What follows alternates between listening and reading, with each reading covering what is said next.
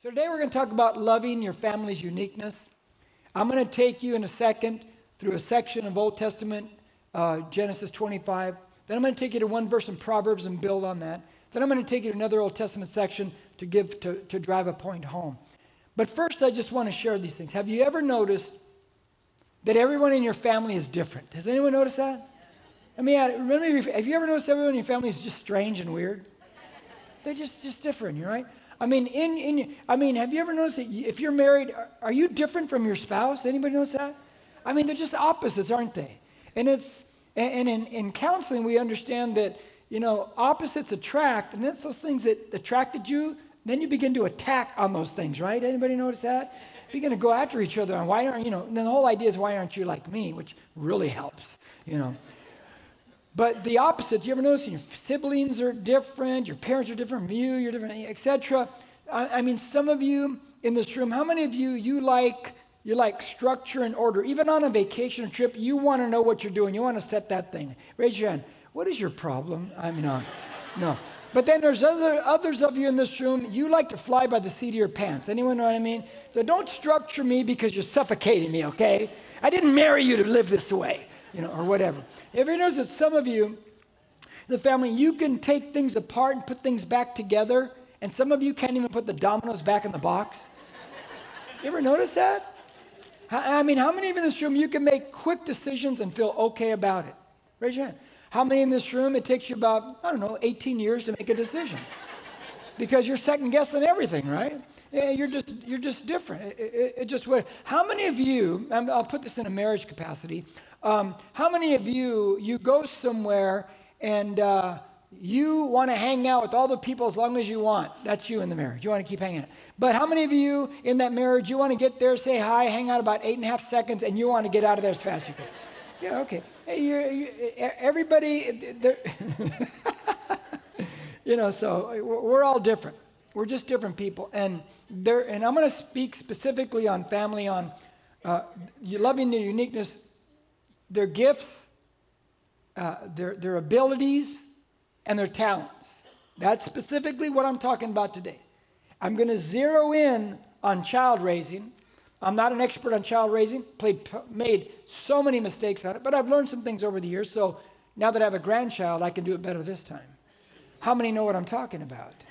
How many know you ruined your kids pretty well, But that's part of life, and they get to pay for counseling like you paid for your own counseling, right? So, and that's the circle of life, my friends.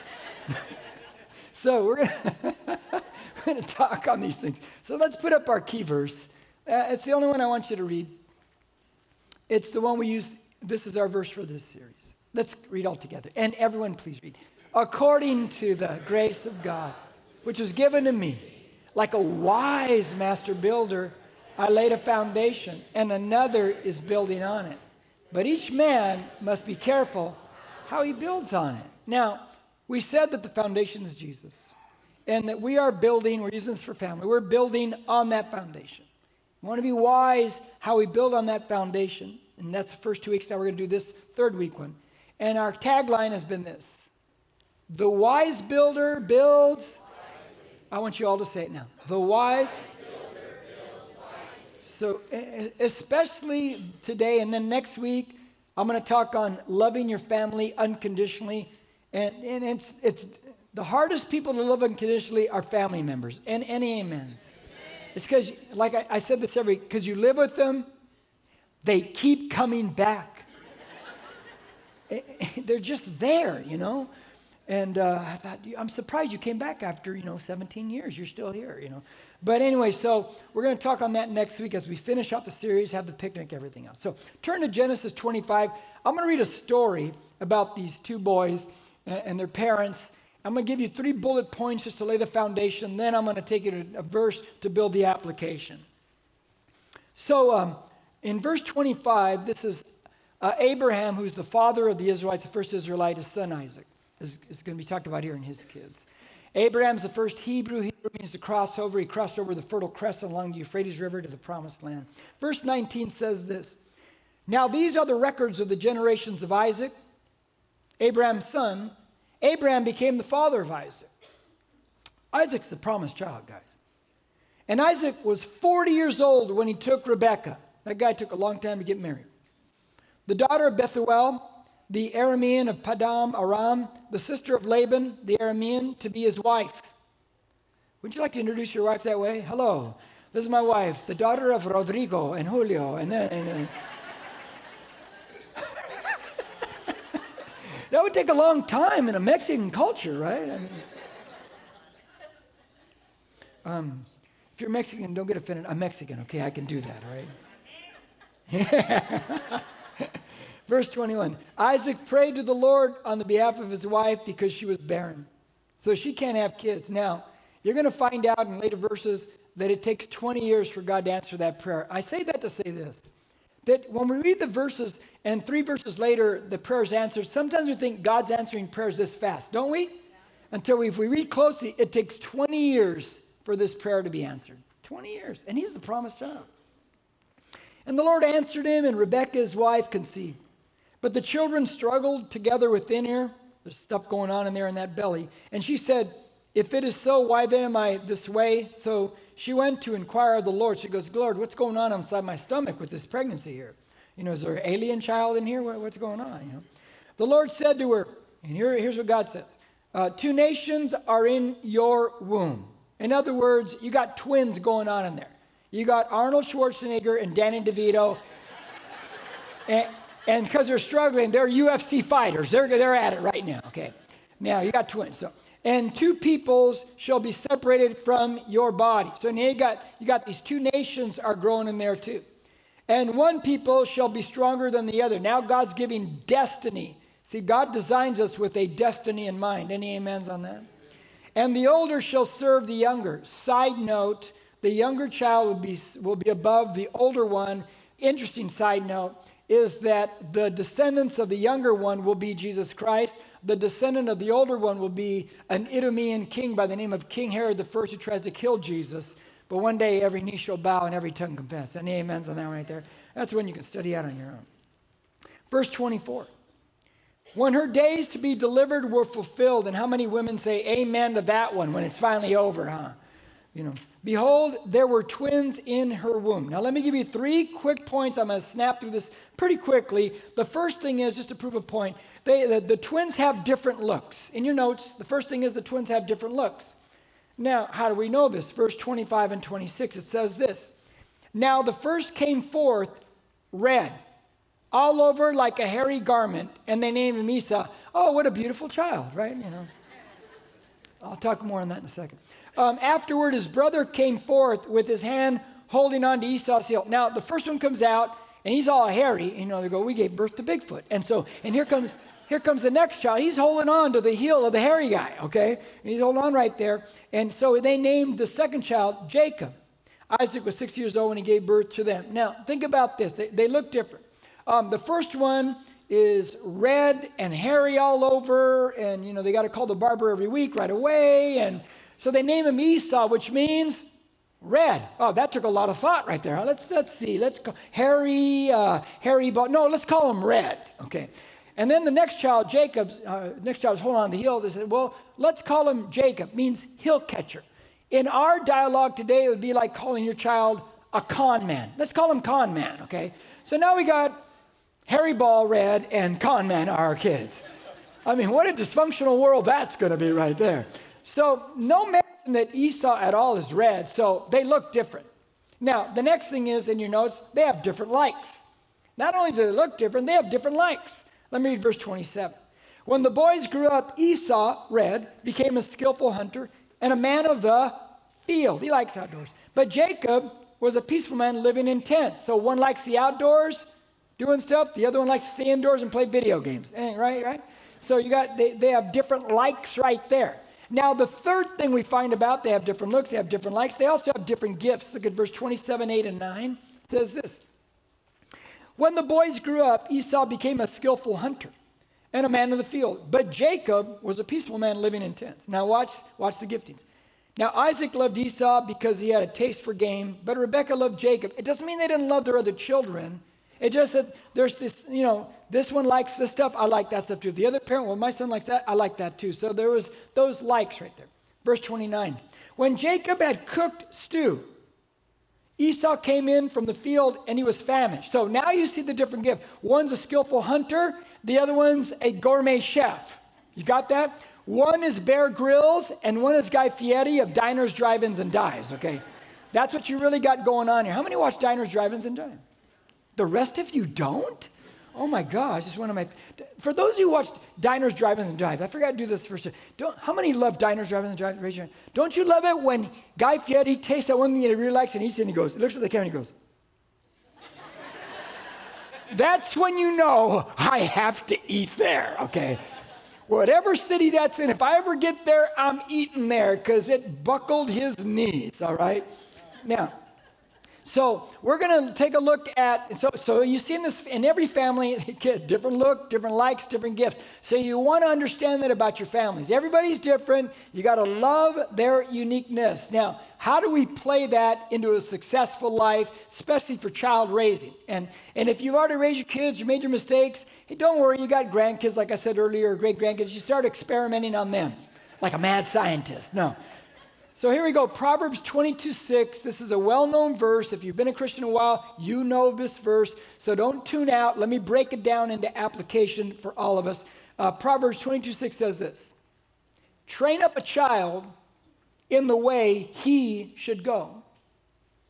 Even when he is old, he will not depart from it.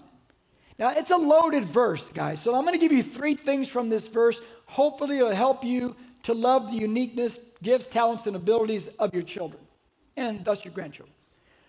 First thing is, you got to lead them to the designer who designed them. You got to lead your kids to the designer who designed them. That's why get your kids in church. Get them regularly. I was a youth pastor, student pastor, and it's a fact. I watched it over and over again. I tell Charlie this. I tell people this, that if you don't have your kids in church, somewhere around age 14, 15 in there, they're going to make a decision that they don't want God or want God. And so you have a much better chance of them wanting God if you had them in church. I had too many parents call me when I was a student ministries pastor back in the 80s saying, can you come and talk to my child? They don't want to go to church. After the first phone call like that, I would ask the parent, do you go to church? They go, well, no. I go, well, what makes you think I can change that child? You want me to go talk to him for an hour and think I got some miracle working power that I'm going to make them change? No, you got to grow them up in church. You got to socialize them in God, okay? Because that's a better chance of them growing up to love God, want God, keep going. Now, I know some of you came from churches where probably a lot of dysfunction, pain, this and that. I got it. But that's not God's fault, okay? That's human nature fault right there. Now, let me show you something. Maybe you never thought of this, and maybe you've known this verse for a long time. When it says train up the child, the word train, if you're a note taker, write this down. The word train up, T-R-A-I-N. It means narrow, and it means to strangle. Now, how many of you feel better about parenting now? I have felt many times like strangling my child. I am glad it's a Hebrew word in the Old Testament. Strangle my child in the way, you're going to go this way. Okay, that's not what it means, though. It's the idea of a narrowing way, that you want to narrow the path of your child. In other words, it leans heavily on they need to know God. You need to lead them in the narrow ways of God. We know that Jesus Christ is the way, the truth, and the life. It's a narrower way. Bring your children up in Jesus Christ. Bring them up in God. They've got to know. Now, let me widen out the application to really give you some interesting understanding. The word train also means, well, let me give you the Hebrew word, Hanukkah. What word does that sound like? Hanukkah. You're right. That's the word. Hanukkah your kids in the way they should go. Well, what does that mean? The word means to dedicate also. Isn't that funny? Isn't that interesting? Let me tell you why that's an important word and what the writer's saying even way before Hanukkah ever came into being. Because how did Hanukkah come into being? Well, let me tell you how. In 167 BC, a man by the name of Antiochus Epiphanes IV, he was just defeated in Egypt, his army, so he's coming back up and he's going through Israel and he wants to take it out on somebody. And he does. He gets to Jerusalem and he takes it out on them. He overruns the city, takes over the temple, and this guy is maniacal. He named himself Epiphanes. He's the God-sent one. And they changed, the Jews call him Epanes, which means the mad one, I think. Don't quote me exactly on that. But they call him the mad one. And so when he comes in, when he takes over the temple, he abolishes all the Jewish laws. He said, no, you're not going. He said, you're not even going to worship Yahweh anymore. You're going to worship Zeus. He goes into the temple, cleans it out, and he slaughters pigs in the Jewish holy temple. I mean, and this is an abomination. And so this family, the Jew Maccabeus family, they rise up. The father's the leader, but he dies in the middle of the revolt of these freedom fighters. Judas Maccabeus takes over. Maccabees means the hammer. He's Judas the hammer. And he leads the fight back, and they fight off Antiochus Epiphanes IV and his army, and finally they defeat them. And they get their temple back, filled with this pig's blood. And if I remember correctly, I think he might have even erected a statue of Zeus in the holiest of holies. That's an abomination. They clean it all out. And once it's cleaned out, once everything in this temple is set up again, on December the 25th, 164 BC, 3 years later, they Hanukkah. Dedicate means dedicate. They dedicate the temple of God back to God, holy. When the writer uses a word like that, not even knowing that what Hanukkah is coming, the word dedicate, you and I could put it all together and say, this is what God might be telling us.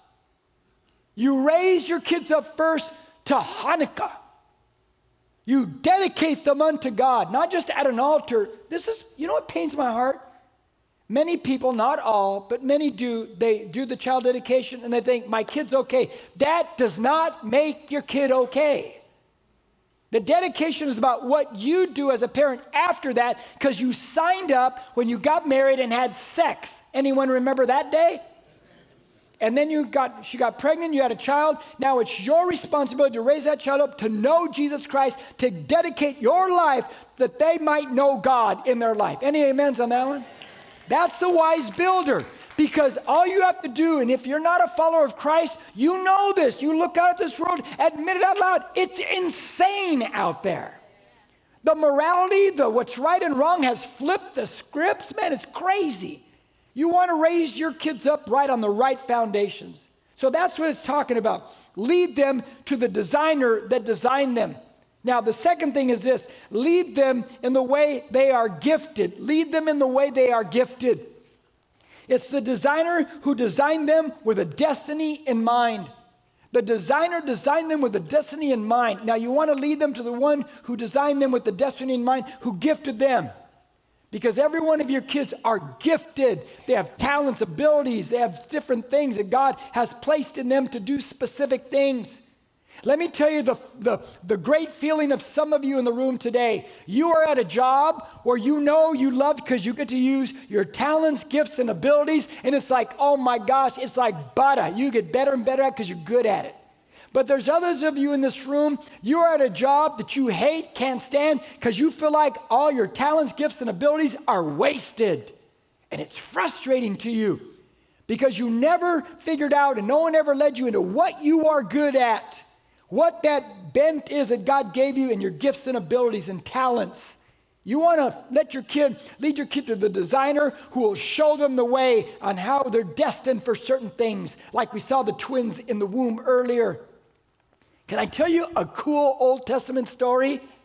Even if you said no, I'm going to tell you because it's a great story. They're in Judges chapter 3. It's not in your notes, so you might want to write Judges 3 down and read it later. It's the day of Judges. There were no kings. Israel was led by God. Judges were the deliverers. And when this group of Moabites far on the eastern side of the Dead Sea would raid, and for 18 years they hold the Israelites as slaves. And God raised up a deliverer different times. But during this time in Judges 3, it's a guy by the name of Ehud. Anybody ever heard of Ehud? Raise your hand. Not E of Hutton, but Ehud. That's an old joke. The older people should have got that one and laughed. Ehud. Well, Ehud is raised up, and Ehud decides he's going to go kill the Moabite king. That's the way to overthrow him. I'm the deliverer of God. Now watch this. And if you know the story, when I ask questions, don't answer, okay?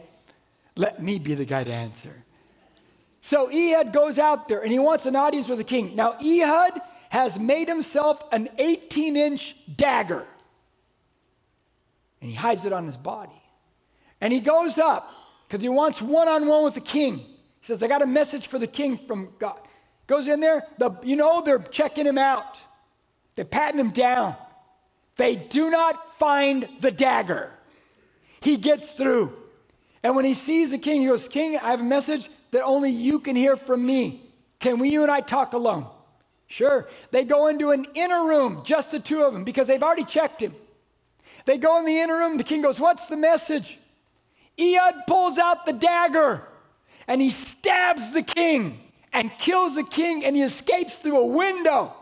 The question is, how in the world did he get the dagger past the guards? Let me tell you how. Ehud is a left-handed man. He's called the left-handed man. In those days, people were right-handed. If you were left-handed, they forced you to go right hand.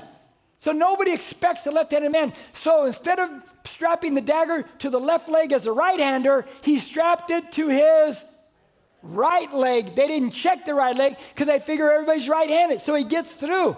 And he pulls out with the left hand to King Eglon-Shuk, and he kills him. Let me add another piece that's so cool. And God's, oh my gosh. Ehud is from the tribe of Benjamin. Benjamin, that Hebrew word to English means son of the right hand. You talk about unique. I am the left-handed man in the tribe of the son of the right hand? I don't even fit in here, man. But my uniqueness and my gift and ability got me through the door, and I killed the king, and I delivered everyone. Amen. Let's go eat lunch. That was good right there. No. I'm not done, though. I'm not done. Guys, that's our kids. God has gifted them. And it's their gift. If we show them the way and they become skilled in it, it opens doors. And they become these people that are highly valued for what they do in life. Don't you want that for your kids? I'm pumped up. Number 3, here it is. Number 3, lead them with one eye to the future. Lead them with one eye to the future. He says, when he is old, in other words, train up a child in the way he should go. When he is old, he will not depart from it. Now, when he is old, literal idea that is when he can grow a beard. I know some of your kids grew beards at age 7, but let's not think about that. Some of your kids were born with sideburns. I got it. Okay. But no, when they're older, and they grow up, when he's older, in other words, they will utilize these gifts, talents, and abilities, be skilled at it when they're older in life. This will be them. Okay. I'm going to take you back to Numbers and the Old Testament. Great story. This time I'm going to read 3 verses. Let me preface it. There comes a moment in time where Aaron, Moses' brother, is called of God to be the high priest, overseeing the ministry of the tabernacle and his family with the tribe of Levi. It's a long story, but the Levites came forward at the day, right there on the golden calf. They were for God, so they became the ones. And so his brother becomes the high priest. People are bickering because why does your brother get to be the high priest? Isn't that? So God says, here's how we're going to prove to everyone that your brother is the high priest. Get everybody's staff. So every tribe, every leader of a tribe, they all had their own staff. Put all the staffs in the middle. Bring them all, including Aaron's. They put the 12 staffs in there. And God causes Aaron's dead branch stick on the ground to come to life, grow branches, have buds, and bear fruit. Almonds grow. Watch the story now. Moses therefore spoke to the sons of Israel, and all their leaders gave him a rod apiece. For each leader according to their father's households, 12 rods, with the rod of Aaron among them. So Moses deposited the rods before the Lord in the tent of the testimony. Now, on the next day, so everybody's coming back. Let's see who's the guy. Moses went in to the tent of testimony, and behold, the rod of Aaron for the house of Levi had sprouted and put forth buds and produced blossoms, and it bore ripe almonds. How many like almonds? That would have been a good day, huh? Now, if you walk in there and you were bickering the day before, why does he get to be this? And you see Aaron's rod, a dead stick, and the next day it's alive and it's growing almonds. What are you thinking about that moment? Okay, he wins. He's the high priest. Here's the cool thing. Every family member of that staff was a symbol of authority and power. The head of the household had it. use it for walking. They would also carve into their staff and engrave things in the staff about their family, about certain things. That staff would be passed down to the next leader of the family once this leader passes away. Your children, they're a staff. They're a branch that grows off of you. God has engraved on their life gifts, talents, and abilities. The staff was used for walking. And those gifts, talents, and abilities are the way they're going to walk through life with those gifts, talents, and abilities. If we can discover those things and help them cultivate them and become skilled in them and point them in that way, they will grow blossoms and they will bear fruit. And it will be one of the greatest things. They'll have a great experience in life. Does that make sense so far? I heard this story yesterday. There was a woman, a missionary, by the name of Amy Wilson Carmichael. Late 1800s. She's Irish. She grows up in Ireland. But instead of having blue eyes, she has brown eyes. And every day she prays, God, please give me blue eyes. And every morning she wakes up, nope, brown eyes. She was disheartened, but, she kept going. Finally, when she's older, she decides she felt the call of God to be a missionary. So she goes to mission board, and I'd like to be a missionary to China. And they said, we got too many people in China. We got enough missionaries. We need people in India. Okay. She goes to India. When she gets there, she's Irish. She doesn't fit in. She takes coffee grounds, rubs them on her body. She wears the Indian garb, just showing the eyes to. While she's there in missions, she notices that families sell their daughters to the temple to be temple prostitutes. They would hold them like in basements and chained. Men would come there, give their gift of offering to the God they worship there, and then they go have sex with these girls. She was appalled, rightly so. Thank God they abolished that a while ago, but there's still a lot of human trafficking coming into India. That woman dedicated her life, and she started to purchase those women, those young girls, out of prostitution. For 55 years. People started hearing about that. They'd give her money to purchase more girls out of there. The Queen of England heard about that. She put money in there to get these girls out, to purchase them out. In 55 years, she rescued over 1,000 young girls. Every one of those girls gave their life to Christ. Every one of them.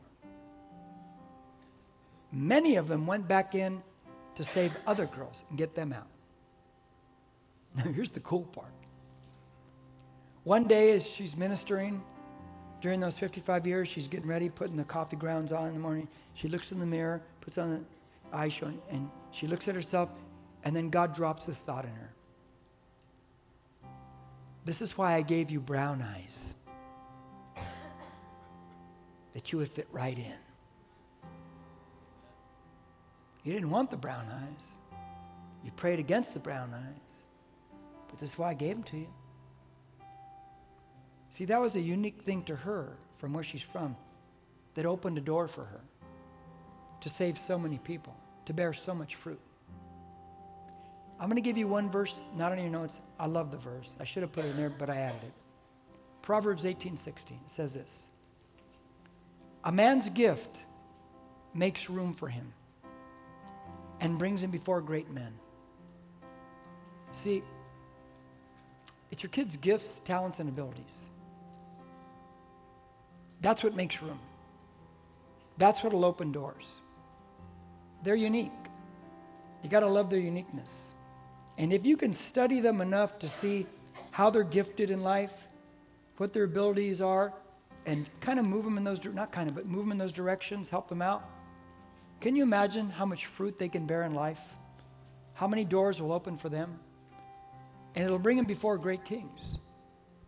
They will live an above average life. And I know every parent wants that for the kids. Every grandparent wants that for the grandkids. A man's gift makes room for him.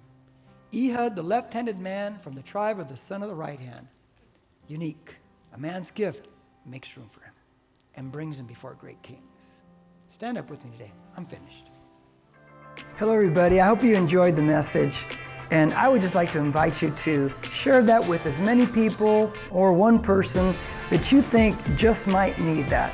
Because not only do we want the Bible to be truthful, which it is, we want it to be useful. And we try to make it as practical as possible for me, for you, and for any friends that we have, especially those far from Jesus that might need that.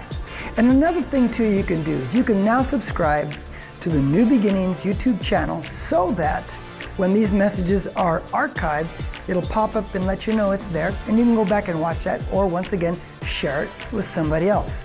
So we just hope you have a blessed day. Once again, hope this thing ministered to you, and look forward to seeing you again soon.